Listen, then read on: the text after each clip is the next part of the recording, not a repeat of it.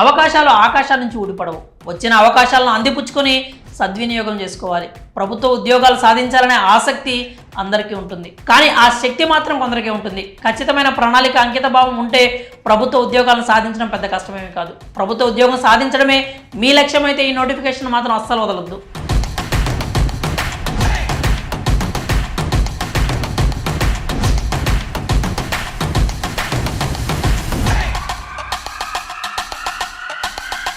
Railway recruitment board భారీగా ఉద్యోగాలను భర్తీ చేసేందుకు నోటిఫికేషన్ విడుదల చేసింది. ఈ రిక్రూట్మెంట్ ద్వారా 2250 కానిస్టేబుల్ ఎస్ఐ ఉద్యోగాలను భర్తీ చేయనుంది.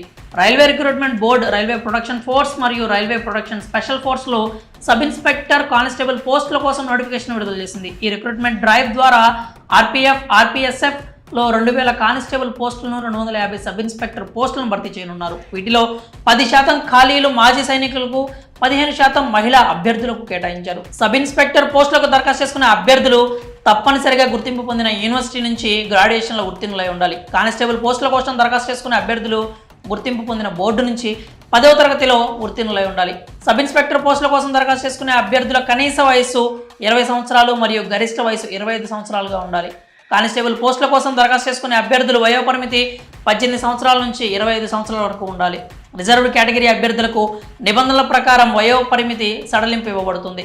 Computer based test, physical efficiency test, physical measurement test, document verification ఆధారంగా అభ్యర్థులను ఈ పోస్టులకు ఎంపిక చేస్తారు. కానిస్టేబుల్ ఉద్యోగాలకు ఎంపికైన వారికి నెలకు 32,000 రూపాయల వరకు జీతం అందిస్తారు. జనరల్, ఓబీసీ కేటగిరీలకు చెందిన అభ్యర్థులు 500 రూపాయల అప్లికేషన్ ఫీజు చెల్లించాల్సి ఉంటుంది. ఎస్సీ, ఎస్టీ, మహిళా, మాజీ సైనికోద్యోగులు, ఈబీసీ కేటగిరీలకు చెందిన అభ్యర్థులు 250 రూపాయల ఫీజు చెల్లించాలి. ఆన్లైన్లో దరఖాస్తు చేసుకోవాలి. త్వరలో దరఖాస్తు ప్రక్రియ ప్రారంభం కానుంది. పూర్తి వివరాల కోసం అధికారిక వెబ్సైట్ rpf.indianrailways